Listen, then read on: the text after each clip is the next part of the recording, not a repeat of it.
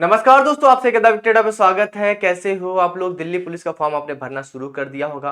Form तो भर देंगे, मगर भाई एग्जाम की तैयारी कैसे करेंगे? एग्जाम में क्या आएगा, कैसे पता करेंगे हम? और कहाँ कहाँ से पूछा जाएगा? जीएस के पोर्शन को कैसे कवर करना है? क्योंकि जीएस का बहुत ब्रॉड नंबर दे दिया गया है, 50 नंबर, और 50 में अगर हम अच्छा स्कोर नहीं करते तो कहीं ना कहीं हम सिलेक्शन से दूर हो जाएंगे। तो आज की वीडियो में हम जीएस को बहुत गहराई समझेंगे, कहाँ से दिल्ली पुलिस कहाँ से टारगेट करता है क्वेश्चंस को। वो सारी स्ट्रेटजी देखने के साथ अपने टॉपिक्स को भी देखेंगे जिनको हमें पढ़ना है, किसको हमें प्रायोरिटी देनी है, किसको प्रायोरिटी नहीं देनी है। वो सारी बातें हम करने वाले हैं। वीडियो अच्छी लगी वीडियो को लाइक कर देना, चैनल को सब्सक्राइब करके टेलीग्राम से जुड़ सकते हैं, इंस्टाग्राम मुझे फॉलो भी कर सकते हैं, सभी का लिंक मैंने डिस्क्रिप्शन बॉक्स में दे दिया। चलते हैं वीडियो को स्टार्ट करते हैं। एक लाइक तो बनता है। सबसे पहले हम बात करेंगे कि आपको कौन कौन से टॉपिक्स ज्यादा पढ़ने की जरूरत है। देखो, पहले हिस्ट्री, जियोग्राफी, पॉलिटी और करंट। करंट का काफी बड़ा हिस्सा आता है यहाँ पर। उसके साथ ही साइंस और art and culture. Art and culture मैंने क्यों लिया? क्योंकि काफी क्वेश्चन यहाँ से बनते हैं आप सभी। तो सबसे पहले हम हिस्ट्री की बात करते हैं। हिस्ट्री में जो मुगल काल होता है, जैसे अकबर, हुमायूं, बाबर वाला काल जो है, वो बहुत ही इंपॉर्टेंट है। आप वहां से पढ़ना। उसके अराउंड में जितने भी काल आ जाते हैं आप सभी के, उनको जरूर पढ़ना। मुगल डायनेस्टी जरूर पढ़ना।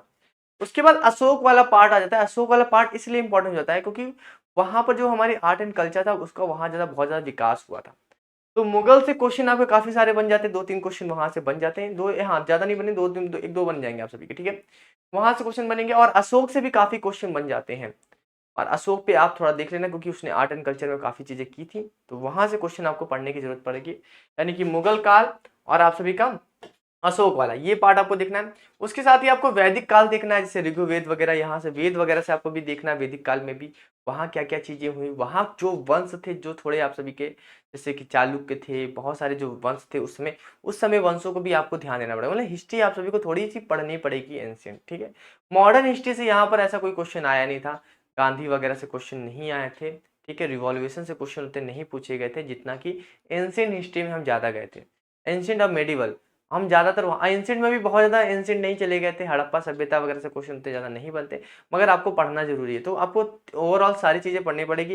एंशियंट पढ़नी पड़ेगी, मेडिवल पढ़नी पड़ेगी और मॉडर्न पढ़नी पड़ेगी। मगर मैं आप सभी से कहूंगा कि एंशियंट और मेडिवल ही ज्यादा फोकस करिए। और जो मॉडर्न है, मॉडर्न में जो होता है चीजें, वो हमारी पॉलिटी में चली जाती है, थोड़ा आर्टिकल्स वगैरह वहां से पूछ लिए जाते हैं। आपके पुस्तक एंड ग्रंथ वगैरह से पूछ लिए जाएंगे। जो आपके वैदिक काल में जो ग्रंथ वगैरह लिखे गए, वह जो पुस्तकें लिखी गई, उनसे क्वेश्चन पूछे जाते हैं। किस राइटर ने कौन सी पुस्तक लिखी थी, किस लिए, तो वहां से भी क्वेश्चन आपके सही बनेंगे। तो आर्ट एंड कल्चर का एक एरिया बन जाता है, अब वहां से देख लेना।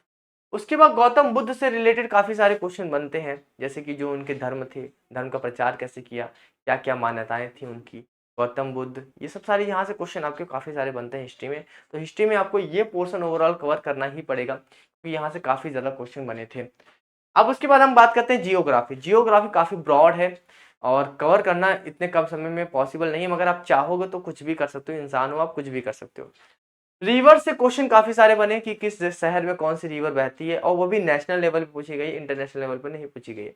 तो नेशनल लेवल पे आपको रिवर्स के बारे में पता होना चाहिए कि किस स्टेट में कौन सी रिवर बहती है, किस स्टेट से होकर किस स्टेट से होकर गुजरती है, वो सारी चीजें आपको पता होनी चाहिए। उसके बाद बॉर्डर्स के बारे में पता होना चाहिए कि कौन सा स्टेट किस बॉर्डर्स को रहता है, अपना किस कंट्री को भी होता है, हम टच करते हैं। तो इंडिया का बॉर्डर किस किस कंट्री को टच करता है, इस तरह से क्वेश्चन। बंगाल का बॉर्डर किस किस कंट्री को टच करता है, राजस्थान का बॉर्डर किस किस कंट्री को टच करता है, इस तरह के क्वेश्चन आप सभी के काफी सारे पूछे गए बॉर्डर से, जो बॉर्डर एरिया से क्वेश्चन पूछे गए आपके, ठीक है।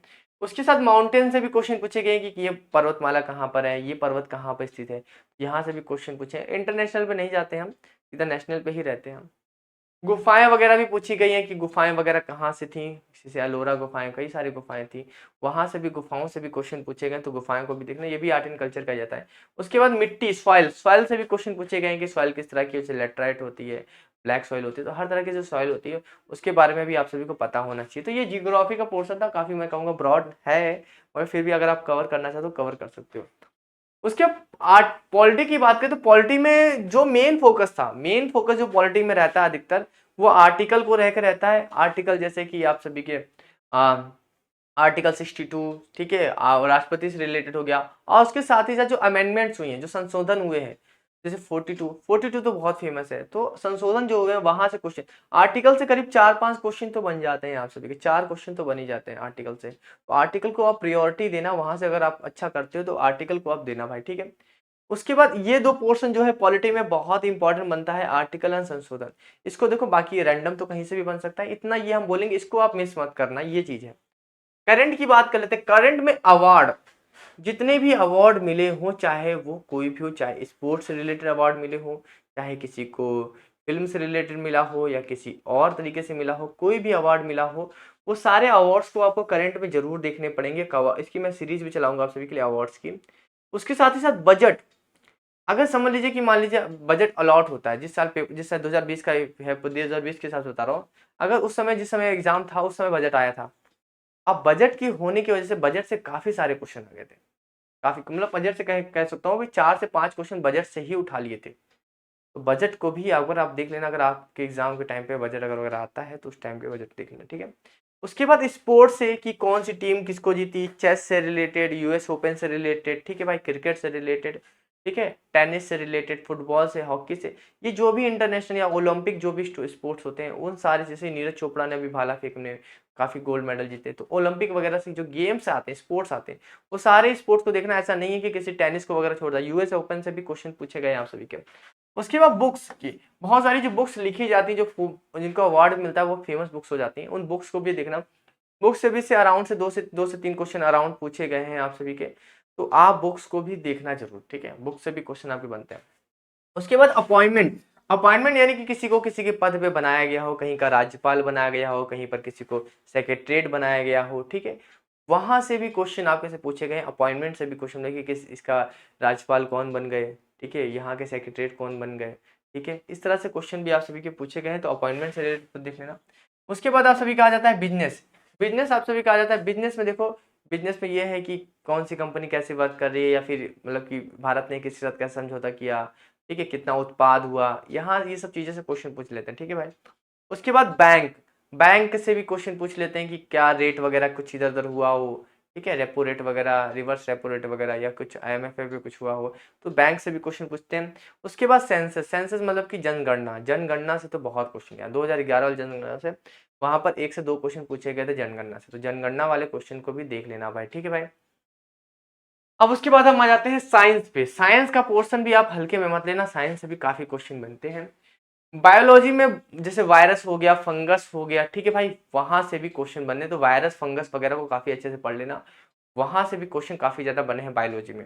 और बायोलॉजी में ह्यूमन बॉडी को तो बिल्कुल आप अच्छे से समझ लेना कि कौन से पार्ट्स, कौन से एंजाइम कौन से होते हैं, ठीक है, सारे एंजाइम वगैरह के बारे में आपको पता होना चाहिए, बॉडी पार्ट्स के बारे में। और उसके साथ ही साथ अब ह्यूमन बॉडी के साथ साथ भी जो आपके आसपास में जो स्पेशल बॉडीज होती हैं जिन पे हम रिसर्च करते हैं, उनकी बॉडीज पे भी जो रिलेशन बनता है उस पर भी। और फिजिक्स से तो ज़्यादा क्वेश्चन बने नहीं थे। फिजिक्स में अगर आपको पढ़ना है तो यूनिट वगैरह पकड़ सकते हो, जो मात्रक वगैरह होते हैं, ठीक है, जो एमकेस पद्धति में वैसे सीजीएस में होता है, जैसे कि आपका कार्य का मात्रक क्या होता है, उष्मा का मात्रक क्या होता है, ठीक है, ये सब चीज़ें आप सभी से पूछी जाती हैं। तो मात्रक वगैरह तो साइंस से वगैरह से आप सभी के 5-6 क्वेश्चन बन जाते हैं वहां से भी। उसके बाद आर्ट एंड कल्चर की बात करते हैं, सबसे मैं लास्ट में लेता हूँ आर्ट एंड कल्चर को, क्योंकि आर्ट एंड कल्चर एक स्पेशल पोर्शन बनाता है अपना, तो जहाँ पर लोकगीत वगैरह हो गया, डांस फॉर्म हो गए, डांस फॉर्म वगैरह से भी क्वेश्चन बनते हैं आप सभी के। जो मूर्ति भवन वगैरह निर्माण वगैरह हुए हैं उससे रिलेटेड, कि किसी मान ली किसी ने मूर्ति बनाई हो, उस मूर्ति के लिए किस, उस मूर्ति के निर्माता कौन है, कब बनाया था, किसके शासनकाल में बनाया था, काफी ब्रॉड पूछ लेता है, कभी कभी रैंडम सारे क्वेश्चन बनते हैं यहाँ पर। और डांस, लोकगीत, यही सब चीजें से यहाँ से क्वेश्चन बनता हुआ है आप सभी का। तो आप सभी इनको आर्ट एंड कल्चर में आप जरूर देखना, और मूर्ति निर्माण वगैरह तो काफी अच्छे से देख लेना, लोकगीत वगैरह और डांस वगैरह, ये 3 टॉपिक आप जरूर देख लेना। ये आप सभी का किसमें आ जाता है, आर्ट एंड कल्चर में। तो ओवरऑल जो 50 नंबर का पेपर है वो आप सभी का 50 नंबर है। 50 नंबर अगर आपको लाना है तो ये सारे टॉपिक्स तो आपको पढ़ने ही पड़ेंगे, और इसमें भी आपको बहुत डीपली जाना पड़ेगा, ऐसा ही नहीं है। तो मैंने ऊपर ऊपर बताया जो एग्जामिनर आपसे पूछा है, मगर इसके साथ ही साथ हर सेट में क्वेश्चन चेंज होते रहते हैं, हर जगह चेंज होते रहते हैं।